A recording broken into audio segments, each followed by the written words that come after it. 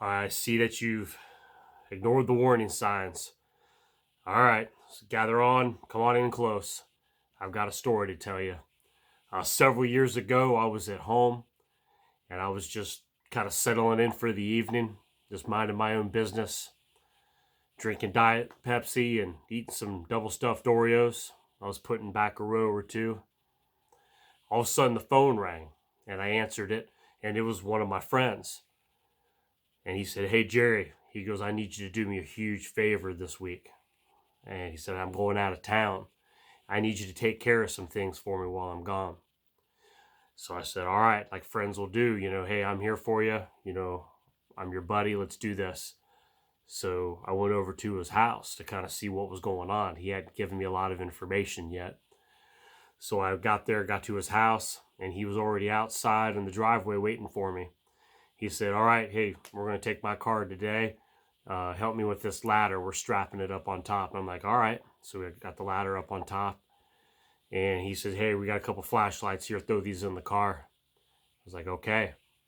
So I wasn't quite sure where we were headed. So he took me out down the road. We were heading towards, like, we were going out of town. We went through the four-way stop, and then we went past the blinking red light that was just close to the outside of town. And we hit that long road, that road that takes you out in the middle of nowhere. And when we got out there in the middle of nowhere, I didn't know where we were going. I didn't know where we were at.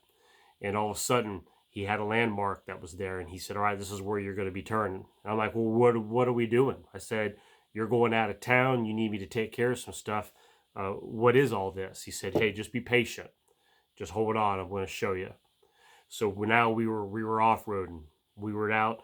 Now we were on this dirt out of the middle of nowhere, rocks and all kinds of bumpy craziness. And we got out in the middle of nowhere, and he showed me. He goes, "All right, this is where you got to park your car when you come out this far." And I'm like, "Where are we? I don't even know where this is." He said, "Just trust me." So we got out of the car, and he said, "Help me grab the ladder and the flashlights." So we were carrying them, and he stopped right here. He goes, "This is it." And right there in the middle of the ground was this huge wooden door covering the ground. It had a padlock on it.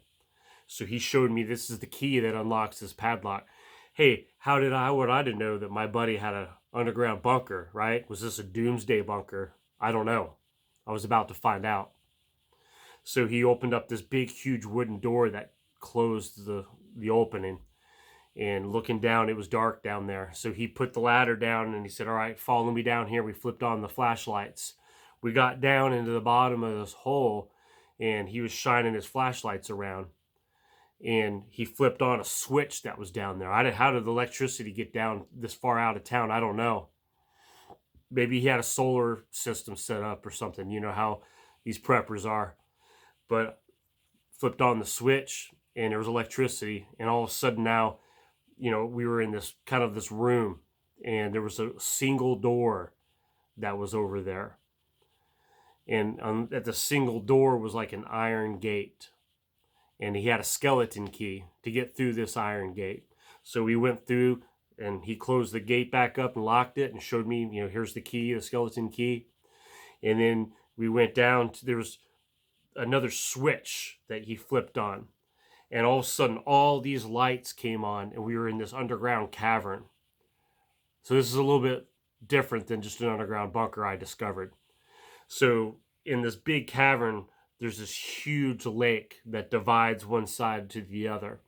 So we walked down kind of a down slope, and there was a little dock with a little motorboat.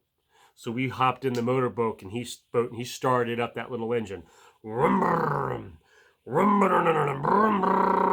we went all the way to the other side, to the other side of the lake, and parked at another dock, and he shut it off. So we climbed up the little embankment there and up to another door. This one was a huge titanium electronic door, and it had a keypad. So he handed me a piece of paper and said, "Now this is your 10-digit passcode that you would put in this to open it and to close it." So he punched it in. He knew it by memory, and the door opened all the way up. We went inside and he closed it back down with the keypad with the 10-digit code. So now we were on like this corridor, and we walked down this corridor, and we had the flashlights, and we went down this corridor, and there was just a regular ordinary wooden door there with the key. So he showed me how to unlock it. We went in, closed it, locked it back. So he had one more set of electric lights that he flipped on. So he flipped it on, and we were in another huge underground cavern. Now inside this cavern, I noticed in the very, very middle, there was a cage. And as we were walking towards this cage, I noticed that the bars were as big around as tree trunks. Big old cage, big old bars around it. And I'm thinking, man, what in the world has my buddy got me into? What is this place? Am I coming down here to die? What's going on? So we got there, and he says, I got something to show you in here. And this is what I'm going to talk to you, what you got to do. And I noticed something in the middle of this cage. It was a pink gorilla. I couldn't believe my eyes. I couldn't believe it. You never would have convinced me that there was ever such a creature as a pink gorilla. But lo and behold, there was a pink gorilla in the middle of this cage. And he was just sleeping and snoring.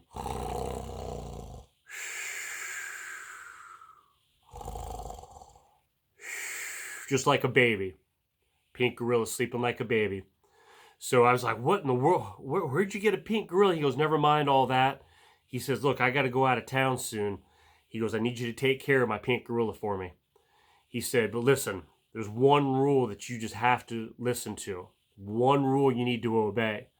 And I have signs posted all around here to remind you, do not touch the pink gorilla. And I was like, okay. He goes, do you understand me? Do you understand what I'm trying to tell you right now? I'm like, okay, look, I get it.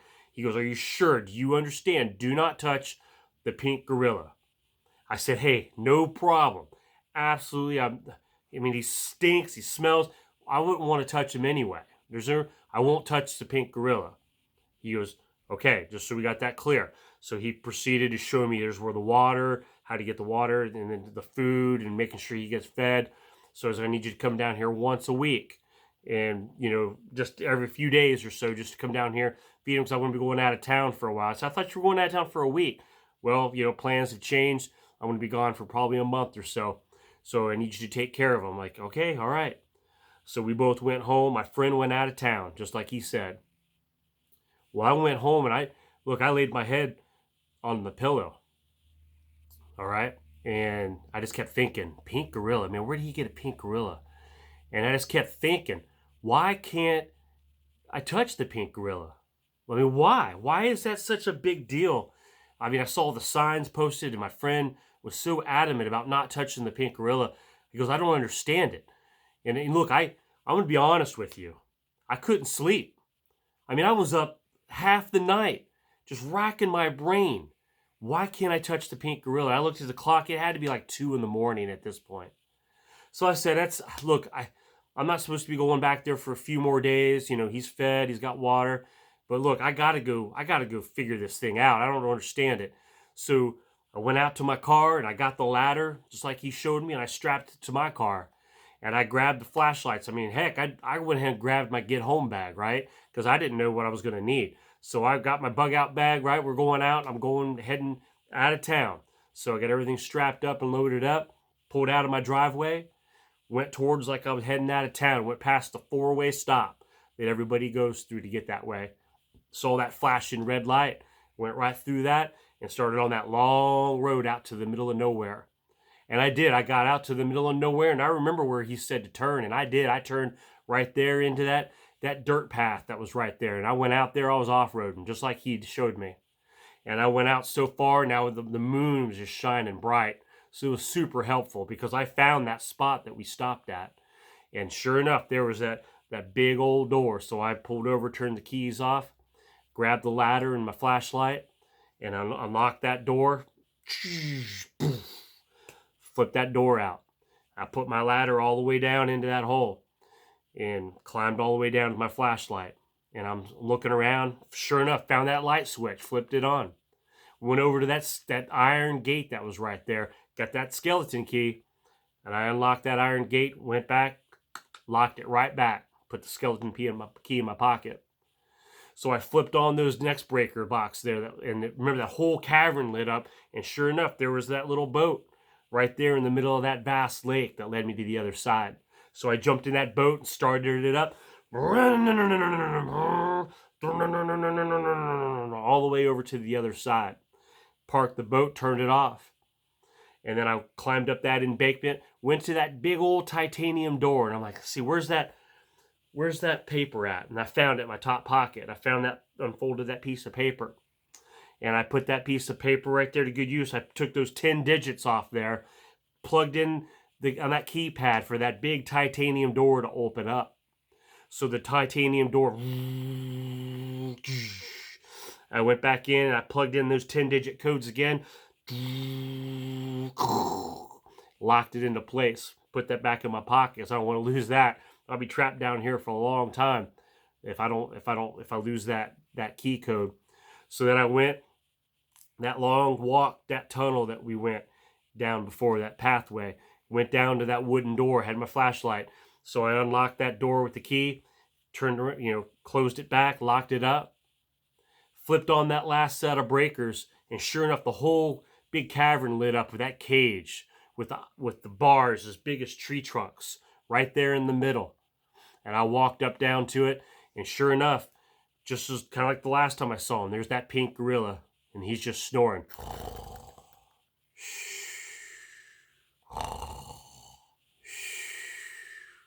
And I remember my friend's words just ringing over and over in my head. Whatever you do, don't touch the pink gorilla. And I saw the signs. The signs were there everywhere. Whatever you do, do not touch the pink gorilla. But it didn't make any sense to me. I was like, what's a touch? What is that going to harm? How is that going to be such a bad thing to do? So, as innocently as I am, I decided, hey, I want to just try it. I got to try it, I have to. The human nature kicked in, right? So, reached out just ever so quietly and ever so softly. I touched that pink gorilla and backed up.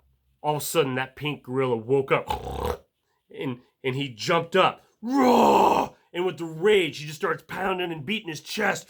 Raw! And his fangs started showing. And the big old giant paws that he had frailing up in the air. And then all of a sudden, the hot, steamy saliva just starts just running down his fangs and hitting the ground. And I'm freaking out at this point, right? I'm like, what did I do? All I did was touch him, and I don't understand what happened. And so anyway, I'm already running before I even know what I'm doing. I'm already running to that wooden door, and I'm already getting the key out, and I'm unlocking that door, right? And I'm unlocking it, and I look over my shoulder, and now the pink gorilla, he notices me. He sees who touched him, and he sees me. He's got his beady eyes are right on top of me.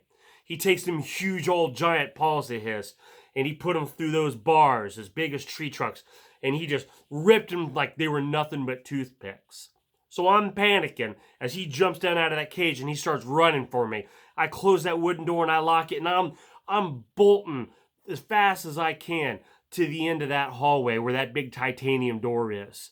And I'm scared to death, and I'm fumbling for that paper, and I'm grabbing that paper, and I'm hitting in 10 digits as fast as I could figure out, and thank God I did. I got them right on the first try. So I got the 10 digits in that keypad, and the door raises up. I don't even wait for it.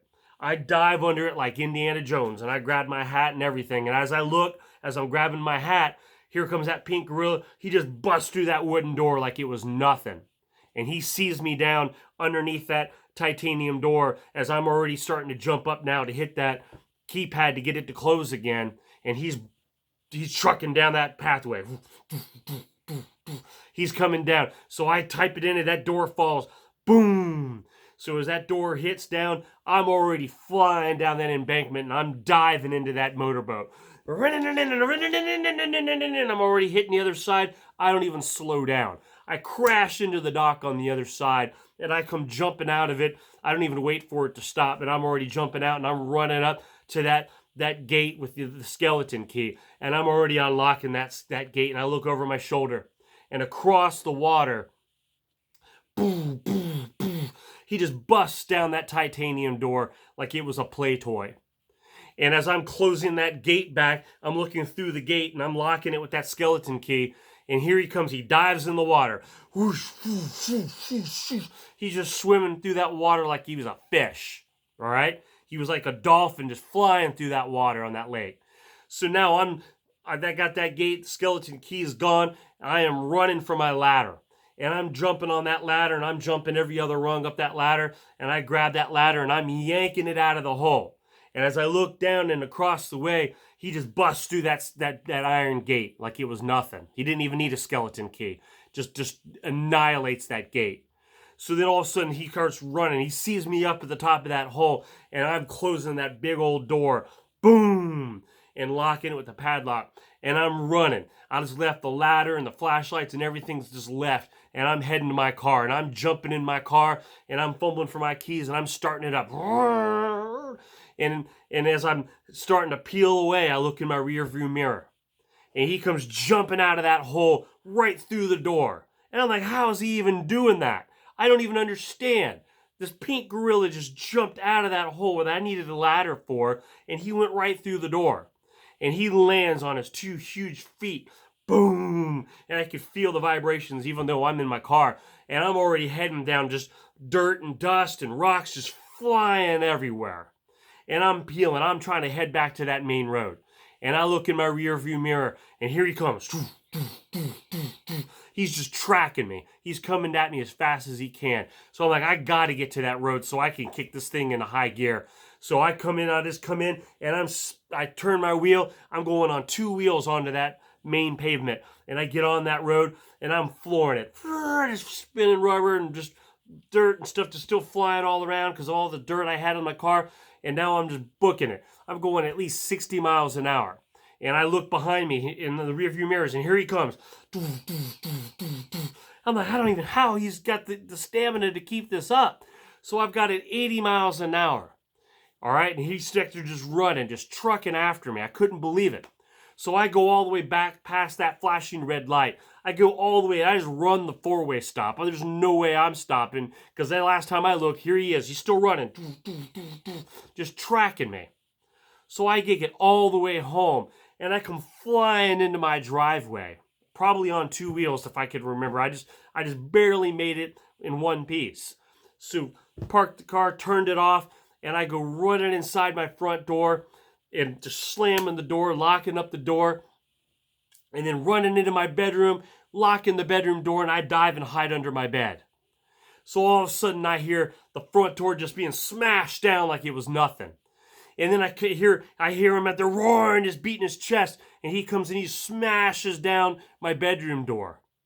And then all of a sudden I can hear him, he's super loud because he's in the same room as me now.